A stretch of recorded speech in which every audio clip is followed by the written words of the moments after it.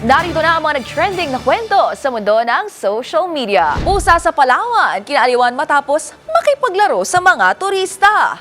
Kuwelang paghabol ng 5 Siberian Husky sa isang ligaw na ibon, huli sa CCTV. Mala cherry blossom na tanawin sa Imus, Cavite, nagpa-wow sa netizens. At graphic design platform na Canva, magkakaroon na rin ng sariling version ng spreadsheets.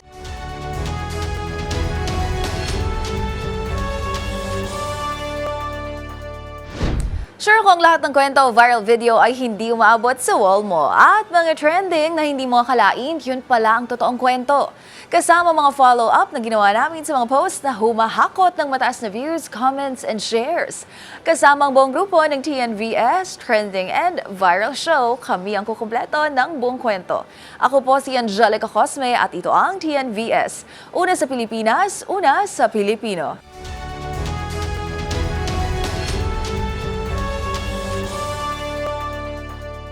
Para sa ating unang trending story, good vibes ang hatid ng stray cat na ito mula Palawan matapos game na makipagtulungan sa isang turista.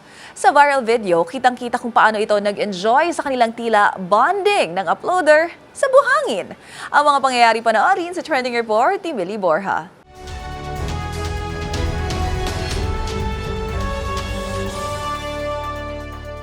Isang video ng lokal na pusa na nakisaya sa mga trip ng mga turista sa San Vicente, Palawan ang nagdala ng good vibes sa social media. Ayon kay Angelica Mariano, uploader ng video, nakasalubong nila ng kanyang nobyo ang naturang pusa sa dalampasigan. Aniya, sumama ito sa kanila matapos nilang bigyan ng pagkain. Kwento ni Mariano, naghuhukay noon sa buhangin ng kanyang nobyo upang hanapin ang alimangong nakita nila nang paulit-ulit na lumalapit ang pusa sa kanila. Dahil dito, inilagay nila ito sa hukay bilang biro. Nilinaw ni Mariano na hindi naman tumutol ang pusa o nagpakita ng anumang senyales ng pagkailang. At pagkatapos nitong mailabas mula sa buhangin, nanatili pa rin itong malambing sa kanila. Umaasa naman ito na ang kanyang video ay magsilbing paalala na maraming stray animals o lokal na alagang hayop sa mga beach na likas na mababait at maamo. Para sa DZRH TV, ito si Millie Borja, una sa Pilipinas, una sa Pilipino.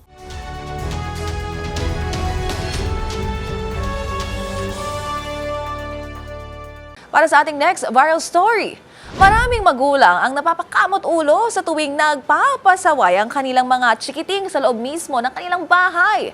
Pero sa kwentong ito, hindi mga bata, kundi mga Siberian Husky po ang bida. Sa di kasi malamang dahilan ay biglang nagkumpulan at nagtakbuhan ang mga ito na para bang may hinahabol. Ang kanila palang target, isang ligaw na ibon. Panoorin ang kwelang eksena sa trending report ni Arnold Herrera.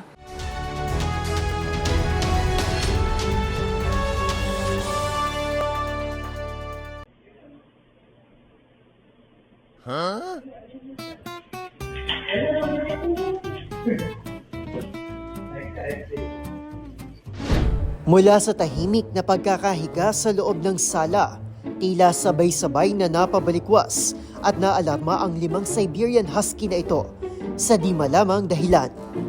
Bigla itong nagpalinga-linga at tila may sinisipat na kung anong nilalang sa kisame. Ang kanilang target, isang ligaw na ibon.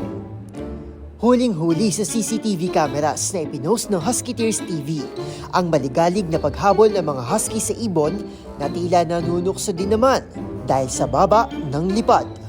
Makailang ulit ding nagpabalik-balik ang ibon sa sala, dining area at kusina ng bahay bago pa ito mapansin ng kanilang amo na makikitang naalarma din sa munting komosyon. Ang isa pa ngang ito, halos lundagin na ang kabinet para lang maabot ang lumilipad na bisita.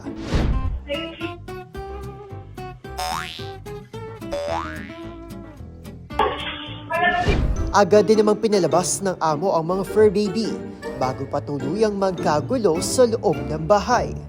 Kwento naman ng uploader, safe naman daw na nakalabas ang Maya sa banyo sa ikatlong palapag ng kanilang bahay. Hirit pa nito, isa raw ang eksenang ito sa mga patunay na walang boring moments basta't kasama nila ang kanilang huskies. Na-stress naman ang mga netizen para sa buhay ng ibon matapos biglang ma-activate ang hunter mode ng mga fur baby. Nakahinga naman ng maluwag ang ibang netizen matapos anilang makaligtas ang TV mula sa anumang aksidente. Umani na ang viral video ng libu-libong likes and shares sa Facebook. Para sa DZRH TV, ito si Arnold Herrera. Una sa Pilipinas, una sa Pilipino.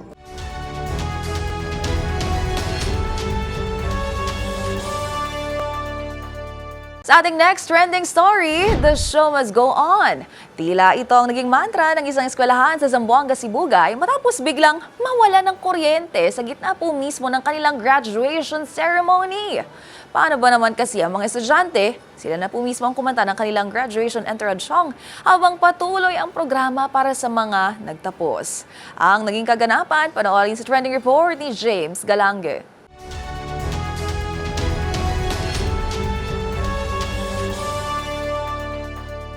Ika nga ng karamihan, graduation season na naman at muli na namang babandera online ang ilan sa mga naging kaganapan sa kani-kanilang graduation ceremonies ng iba'y kinaaliwan at hinangaan.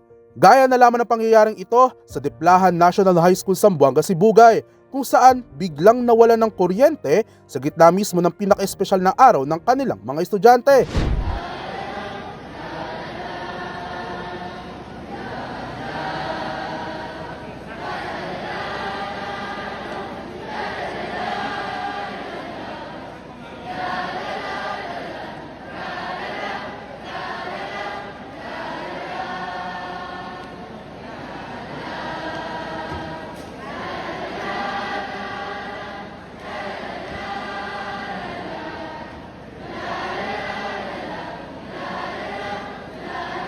Kitang-kita kasi sa video ang tila tiis ganda ng mga estudyante dahil sa matinding init ng panahon, gawa na rin ang suot nilang toga. Ngunit sa kabila nito, nagawa pa rin nilang sabay-sabay na kumanta ng kanilang graduation entourage habang nagmamarcha ang mga nagsisipagtapos. Ika nga ng uploader, no electricity, no problem. Kaya naman kapansin-pansin ko paano pa rin na-enjoy ng mga estudyante ang kanilang bayanihan sa araw ng kanilang graduation. Umani naman ito ng mga nakakaantig na reaksyon mula sa mga netizen na ayon sa ilan, bukod sa nasa tono pa rin ang kanilang pagkanta, isa raw itong patunay na matinding kagustuhan ng mga estudyante makapagtapos at hindi masira ang isa sa pinakamahalagang araw ng kanilang buhay. Habang may mga netizen rin na nagpahayag ng kanilang pagkabahala na dapat raw ay may nakahandang generator ang mga paaralan lalo na sa mga importanteng okasyon gaya ng graduation. Samantala, kwento ng uploader, ganito ang naging sitwasyon hanggang sa matapos ang pagmamarcha at agad din bumalik ang kuryente pagkatapos nito. Umani na mahigit 1 milyong views at libo-libong reactions ang naturang video sa TikTok. Para sa DZRH TV, ito si James Galange, una sa Pilipinas, una sa Pilipino.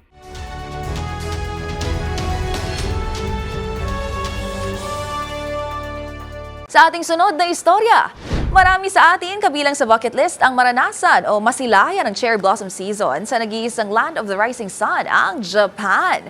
Bukod kasi sa ganda ng tanawin, mayroon lamang espesipikong panahon kung kailan ito sumisibol. Pero para sa mga Pilipino, hindi na raw po kailangan lumayo para lang masaksihan ang pag-usbong ng cherry blossom dahil meron na raw po palang local version ito. Kung saan nga ba may ispatan ng tanawin yan, ibabalita ni Rose Babiera.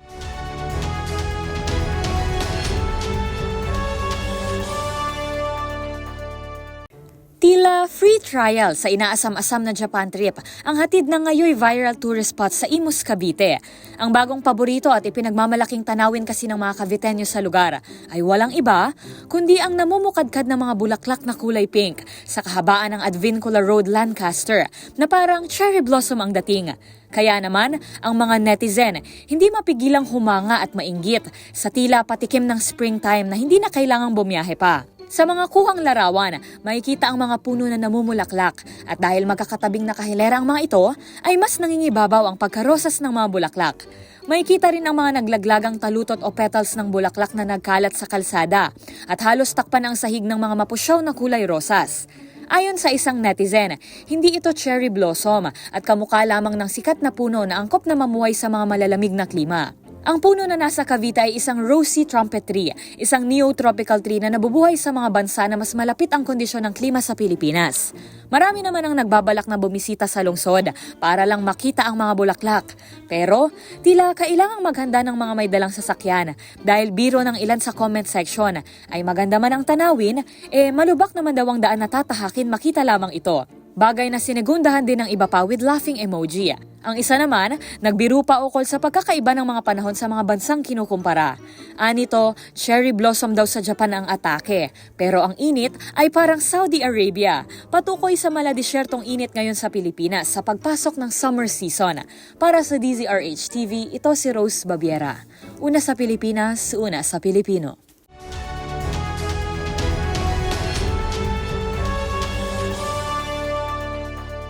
Sa ating huling trending story, maraming mag-aaral, guro at empleyado ngayon ang lubos na natutulungan ng sikat na online at publishing tool na Canva sa paggawa ng mga presentation na kailangan sa school o kaya naman po sa trabaho. Pero bukod sa ready-to-edit templates at aesthetic designs, ay may bago na raw pong may offer na feature ang naturang software. Sa susunod kasi ng mga buwan ay ilalabas na nito ang kanilang sariling version ng spreadsheets. Ang pangalan ng Canva feature na ito, alamin sa report ni Dustin Bayog.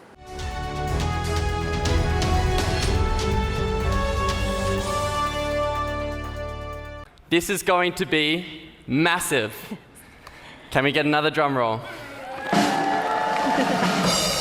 Introducing Canva Sheets.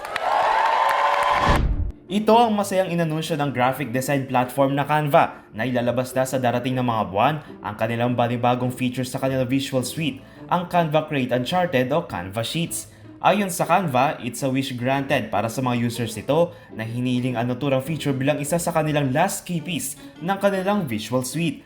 Asahan daw sa feature na ito ang easy to use at visually beautiful na pagkakalatag ng mga data. Patunay dito ang ilang features ng Canva Sheets na ginamitan ng Artificial Intelligence o AI.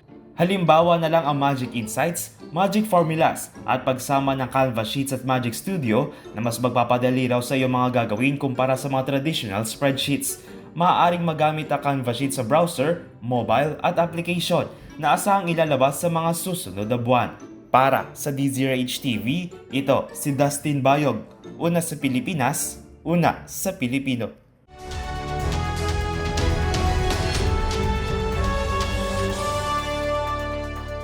Isa na namang episode ng mga nagpa-wow, kinagiliwan at iba't ibang mga insidente ng mga nag-viral na kwento ang ating napanood.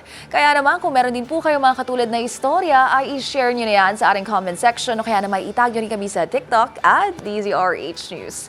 At yan namang kwento sa likod ng mga nagpa-viral na video. Kasama ang buong grupo ng TNVS Trending and Viral Show. Assignment namin na kapag may nag-trending, aalamin, bubuuin at i-follow up namin ang mga detalye. Para kapag nakita mo ang viral video na may nag-share, ikaw na ang magdagdag ng mga impormasyong nalaman mo sa TNVS Trending and Viral Show. Mula sa kauna-unahan sa Pilipinas, DZRH, ako po si Angelica Cosme at ito ang TNVS. Una sa Pilipinas, una sa Pilipino.